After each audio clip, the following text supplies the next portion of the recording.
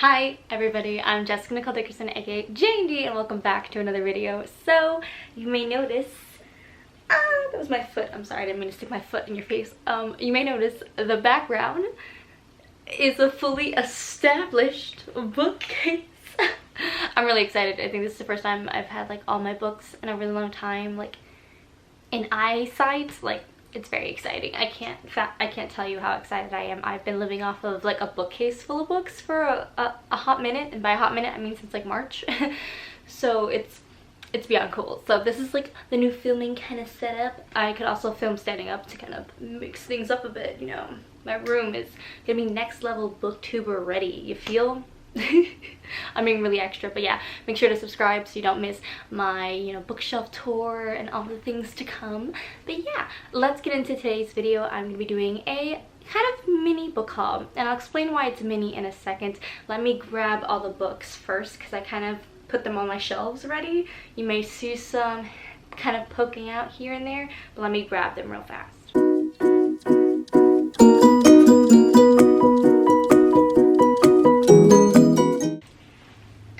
Okay, I got a nice stack next to me.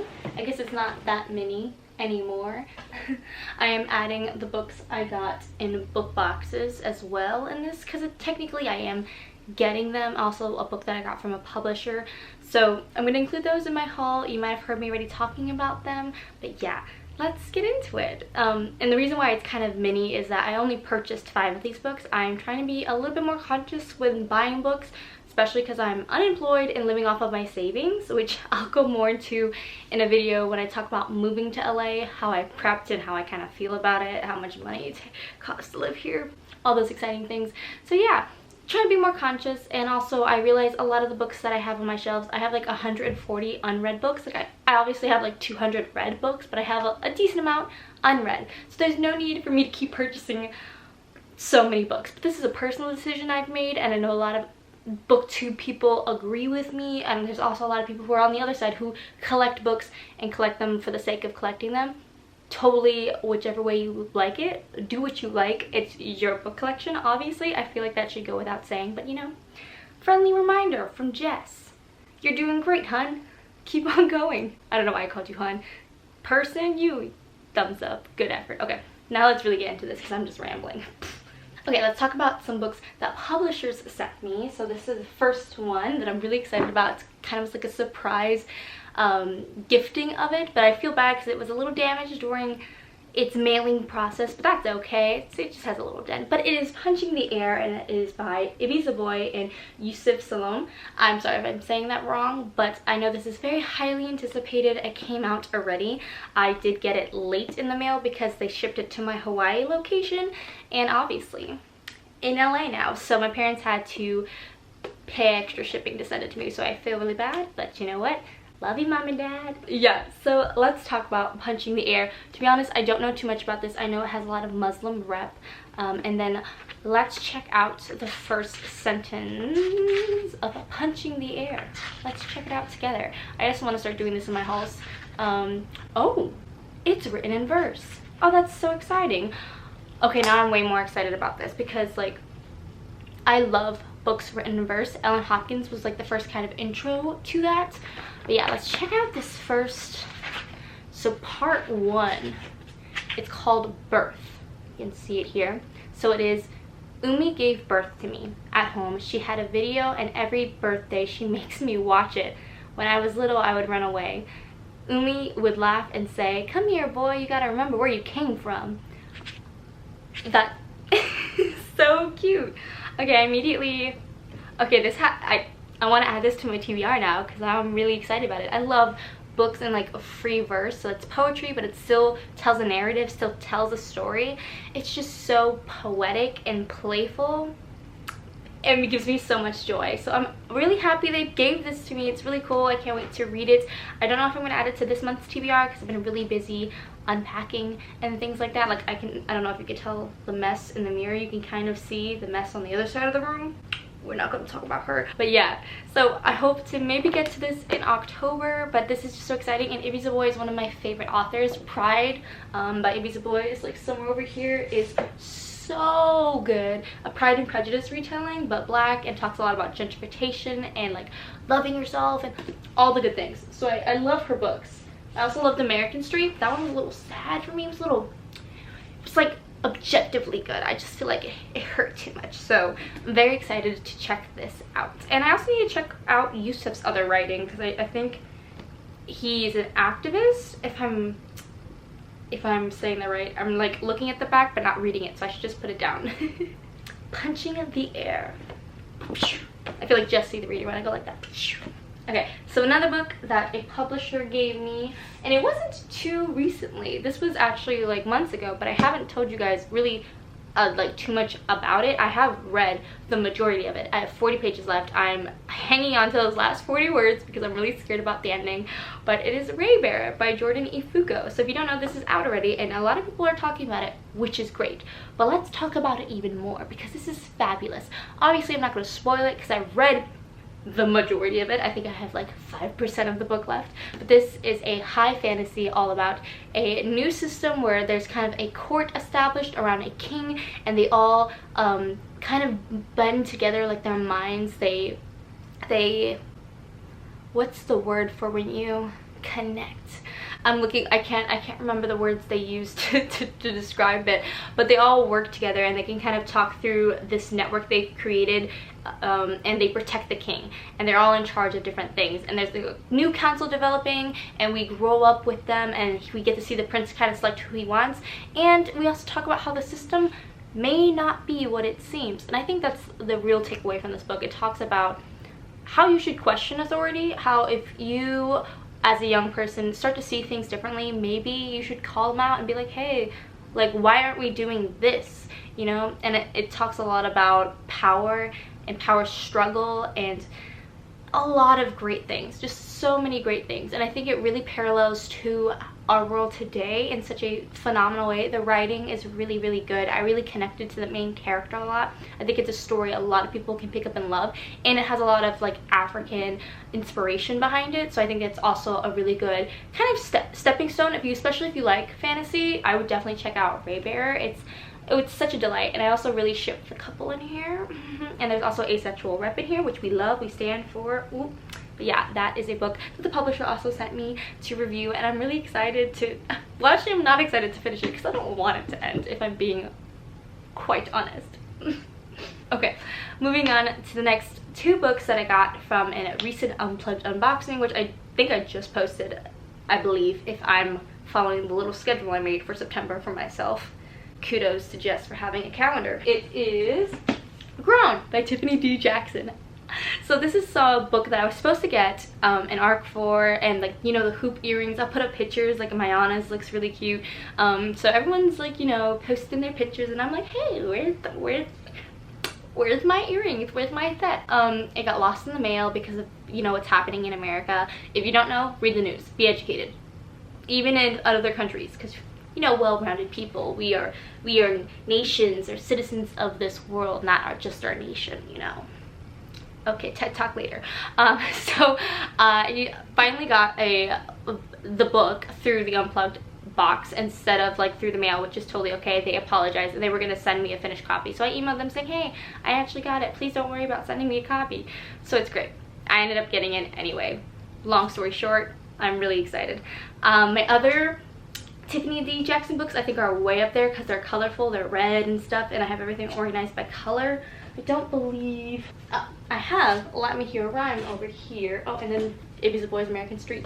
I have Let Me Hear a Rhyme here. I'm not going to pull it out because it's going to ruin everything. But it was one of the Brown Girl Book Club picks, and it was so good. Tiffany D. Jackson talks about grief in such a beautiful way.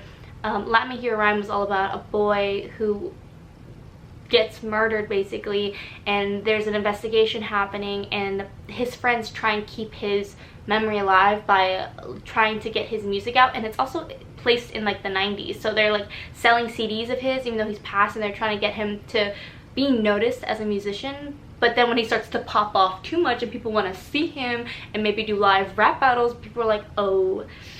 Ooh, it's such an interesting story. It talks a lot about being black during that time, the expectations of if you're into black excellence and stuff, then you're like overrated, but then it talks about a lot of things, like, but let's talk about this one, which personally I don't know too much about, and I'm really excited because it came with a little note from the author, which is great because she's on my bucket list to meet. I really want to meet her one day.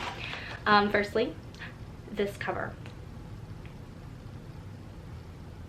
I'm shooketh. Okay, so it is about Corey Fields is dead. When Enchanted Jones wakes with blood on her hands and zero memory of the previous night, no one, the police and Corey's fans included, has more questions than she does. All she really knows is that this isn't how things were supposed to be. Corey was enchanted ticket to stardom. Before there was a dead body, Enchanted was an inspiring singer. Oh, struggling with her tight-knit family's recent move to the suburbs. Yada, yada, yada. Interesting.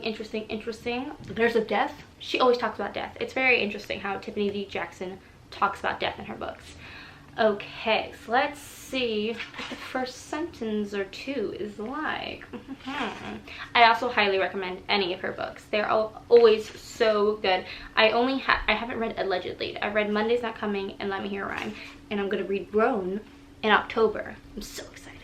Okay, so part 1, chapter Beetlejuice, and it's in the present. When I wake, I am eye level with the puddle of Beetlejuice soaking in the carpet. Soft fibers cushioning my cheek. The Beetlejuice is dark, thin, dried, sticky to my fingers. Damn, I have to pee. That's so creepy. I'm definitely into it, especially for a good October read. It kind of gives me creepy vibes. But yeah, I'm really interested to see. It talks like another kind of fame story where there's fame and there's also kind of murder or an accident and a death. But yeah, I'm really excited to read about it. I still don't know too much. I don't want to know too much going in. That's as much as I want to know. But yeah, ready to check it out. I'm so happy it's in my possession now. And then the last book that I got from the Unplugged box is When No One's Watching by Alyssa Cole. So I actually haven't read anything from Alyssa Cole, which is criminal. She has like 20 some books out already, but this is a thriller. I know she writes thriller and she also writes a lot of romances, but I'm really happy to have this, mostly because it's like thriller season and I honestly read a lot of contemporary fantasy, so I'm happy to have a thriller in hand, and especially one by a beautiful Black author who is a woman. So I'm personally very excited. That always excites me. That's a fun fact about Jess. That's why I have my Brown Girl book club. We celebrate brown girls in this room. Okay, I'm done being weird. Okay, so what is this book about? Let's see. Sydney Green is Brooklyn born and raised, but her beloved neighbor seems to change every time she blinks. Neighborhood changes, not her neighbor. Her neighborhood seems to change every time she blinks. Condos are sprouting up like weeds, for sale signs are popping up overnight, and the neighbors she's known all her life are disappearing. To hold her community past and present, Sydney channels her frustration into a walking tour and finds an unlikely and unwanted assistant in one of the new arrivals of the block, her neighbor, Theo. If I remember, this is a thriller. When No One's Watching. It does say a thriller. That wasn't very thrillery. I also didn't read all of it. I only read the first paragraph because I'm lazy, but I'm definitely still gonna read it. It seems to be quite a small book. Oh, it's 340 pages. That's misleading. This looks like 250. Okay, let's check out. Ooh, I also have a signature from her, which is nifty. Let's check out the first page. We have acknowledgements. When No One Is Watching. First page. Prologue. Sydney. History's fucking wild. That's the first set. I love this. Okay, I feel like this is a great thriller to jump in when you're like, haven't read too many thrillers. I think the only thriller I've ever like read was In Cold Blood by Truman Capote, which I had to read for school. I'm trying to think if I've read any other thrillers. I think I also read the one, not many. So like the fact that the first sentence is so fun like that and the description of the story is so fun, it makes me want to dive into this. I think it'll be a good like thriller, but also still very entertaining, and not in that kind of jump scare kind of way thrillers tend to be, or not jump scare, like mind-boggling, you know how thrillers be. So I feel like this is a good like contemporary thriller for baby Jess and her baby feels, but I might be totally wrong. Watch me read halfway through this and be shook. So yeah, this is also a book I really want to read in October. Now getting into the 5 books that I purchased myself because I got a new apartment. I was like, you know what? I'm an adult. I can stand to buy a couple books. No one get mad at me. The first one I got is Don't Read the Comments by Eric Smith. So this one I also saw a lot of Jesse the Reader talking about it and a lot of booktubers talking about it because it does talk about social media. Obviously don't read the comics. I believe the girl in this story or someone is a gamer and streams, and they kind of start a relationship based off of maybe both of them having platforms. These are all assumptions. I haven't read the front or the back, and I kind of don't want to, especially with contemporary. Those things be giving away the whole plot, and I'm not about that. But let's check out the first sentence. I like that social media stuff, especially as I get more involved in Booktube and stuff. It's like, I understand it now. Like, I'm like, I get it. Okay, so we have our first part. Mom, we've been over this. Don't read the comments. I think that's interesting. That's actually technically 3 sentences. The first sentence was, Mom, period. We've been over this, period. Don't read the comments, comma. Dramatic readings from Jess, yes. Taking a book by Zoe's trademark. So just continuing to read on because that was a very interesting first sentence in my opinion. I say, sighing as my mother stares at me with her felt fur deep set eyes. They're dark green, just like mine, and stand out against her soft brown skin. Wrinkle lines trail out from the corners of her thin branches, grown over a lifetime of worry. I mean, the first sentence was very engaging, but otherwise I don't know too much about this. I'm very interested to keep reading this. Don't know when I'll get to this, but it's definitely high on the list because it's my list and I get to make it, and I decided that it's high up there. Don't judge me. Next one, another kind of Jesse the Reader purchase. Wow, can you tell who I've been watching on Booktube lately? Oops. It is Love Boat, Taipei by Abigail Hin-Wen. So this is, from what I heard, a story about a young girl who is growing up in America. She is, what is it? She is it Taiwanese? Chinese American. So she's Chinese American and she's going back to like China to take a course on her culture, and it's like a summer camp kind of thing. And I heard it's very like, not elitist or Gossip Girl-esque, but it's kind of that essence. So I'm really excited for the drama. It's exhilarating, you know. A wise man once said, when at Love Boat party like the prodigies do. So it just seems like it's gonna be a fun time. The character is Chinese American. I think the program is in Taiwan, and it's based off a true thing. I read the acknowledgements that, hey, this is something we all actually do, which is very cool. But let's check out. Oh, interesting. Okay, so the first couple pages are admittance letters from colleges. So there's the first one, March 31st, Brown University. Dear Ever, thank you for your interest in the program at Liberal Education. This year's pool of applicants were exceedingly talented, and we regret to inform you that you suck. I'm just kidding. But it's like a bunch of rejection letters. Sorry to inform you. Impressive, but unfortunately. Oh, that's really interesting.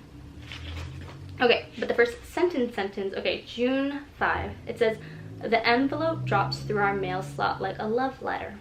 Oh, how cute. I've also heard that the language in this is very flowery, so it's, if you like that kind of language, I know I personally do. But that was a cute, I like the interest, like the letters in the beginning. That's really interesting. I love when they play with format in books like that, where it's like news clippings or like a bunch of other stuff. That's interesting. This looks to be a thick boy. Let's see. She's like 400 pages. Okay, not bad. This is just a book that I hope to read soon. So pretty, so pretty. And I also had her displayed here where she belongs. Looking stunning. Okay, moving on to the next book that I'm so excited for. This is probably the book that I am most excited for, and I'm gonna shake it vigorously to prove my point. So this is Christina Forrest's Now That Ive Found You. So I recently read I Want to Be Where You Are. I'm pointing to it. It's right there. She lives over there. It was such a beautiful book about a girl finding about her dreams and believing in herself and, you know, tackling all those things. It was very cute, and it also had like a cute romance element. But I really liked the development story around wanting to be an artist. Very cool. So I really wanted to check out this story. I have no idea what it's about.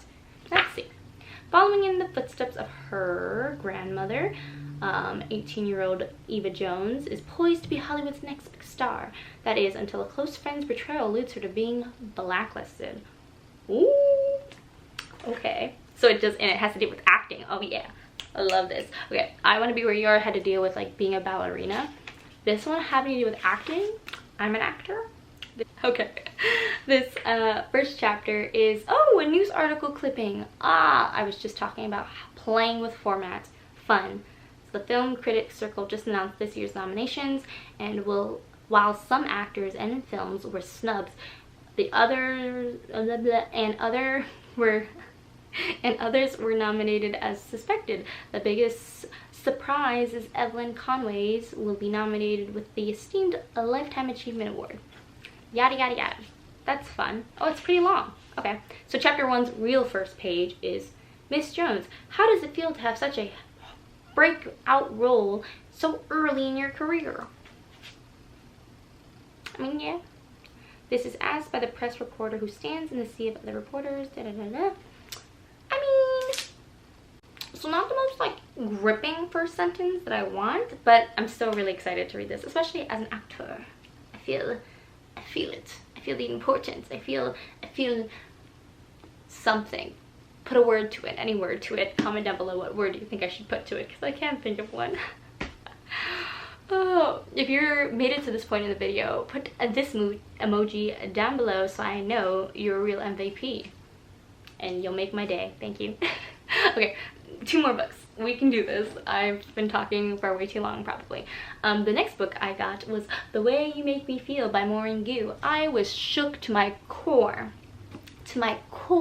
While reading Somewhere Only We Know by Maureen Gu, which is I think her most recent book, which was about a K-pop star and a dude who wants to be a photographer, like meeting in this 24-hour whirlwind romance. But it was the first time I think I really enjoyed insta love, because it was believable. It was more like friends to rivals to lovers. Like there was a lot of levels to the relationship, and you got to explore Hong Kong, and they were both mixed, and it was just like really cool stories. So I want to read more of Maureen Gu's work, if I can say her name right. And to be honest, don't know too much about this. I think this also has to deal with some sort of stardom of some sort. 16-year-old Clara, she didn't take her life too seriously. Oh, this is the one about the Korean barbecue food truck. So something happens and she doesn't get to go on her like summer vacation trip that she always wanted to go on, and she's stuck working with her nemesis on a food truck, which sounds very much like the music of what happens. I'll put up a picture here, which was also a fun summary read. In case you haven't noticed, I'm in the contemporary mood, which explains why I'm gonna have a contemporary readathon in November, because why read about sad fantasy oppression things when you can be reading fluffy contemporaries year-round, right? Am I right? So let's check out this first sentence then. Flipping through. Chapter 1. This paper plane was near perfect. Let's read on. Crisp edges, a pointed nose, and just the right weight. I held it up, closing my left eye to aim towards the stage.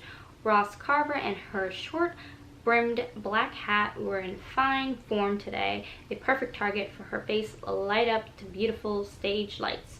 As she went on about a junior prom announcement, I grew more focused. Clara, aim for her face. To be honest, I think Clara, aim for her face would have been a stronger first sentence, but I'm just being picky. Already love it. We're already introducing that rivalry that will, you know, come to fisticuffs later on in that food truck. I don't think it'll actually come to fisticuffs. Fist. Throwing fists. Why did I say fisticuffs? Okay, but yeah, very excited to read it. It seems like it's gonna be really cute. Knowing Maureen Gu's last book, I bet you there's gonna be a romance in here, but I'm excited to see it. And look how cute this spine is. Okay, this whole book, like every book that I've gotten in this haul, is stunning. I really love it. Okay, last one, and there's been a kind of a theme, contemporary with an art kind of mix in it, because now we're going to I'll Be the One by Lila Lee, I think is how you say her name. I'm so sorry if I said that wrong, but this girl wants to be a pop star, which is so cute, but she is, I guess, considered plus size, so everyone tells her she can't, but she still wants to be. I really hope she's successful. I'm already rooting for her, and I don't even know anything about her, but I know what it's like to chase your dream and for people to tell you no. So chase your dreams, young ones and old ones and everyone. Just chase your dream. I'm in a rare mood today. Okay, so that's the story. I don't really have to read the summary because I remember it from when I purchased it. Let's check out that first sentence then. Chapter 1. Fat girls can't dance. I like that first sentence, but I don't think it's true, but I think it's a very gripping first sentence. Let's continue. It's something my mom said after one of my ballet recitals when I was a little kid. I'd already felt out of place, even though we were all 5. The other girls had somehow already lost their baby fat and had slender, angelic legs and arms, while I had, oh, I'm already, see, I'm rooting for her. I'm so happy. I really want to read this right now. I really want to read all these books right now. I'm rooting for her. She's gonna do great things. I have all the faith in the world that she can do it. Whew. Gosh darn it. Okay, I know this is gonna be cute and charming. I already feel it. It's had great reviews. I'm really excited.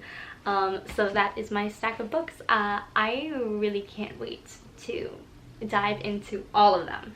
I definitely can't read them all in October, but maybe I will tackle all of them before 2020 ends. That would be nice. We'll see. I'll definitely update you, so make sure you are subscribed and hit the notification bell so you don't miss my videos. I talk about, reading all the time. I do wrap-ups, I do reading vlogs, so yeah, subscribe so you don't miss out on the beautiful content that is coming your way. Yeah, I will turn off the camera now and probably clean up the mess that is my room. Yeah. But thanks so much for watching this video.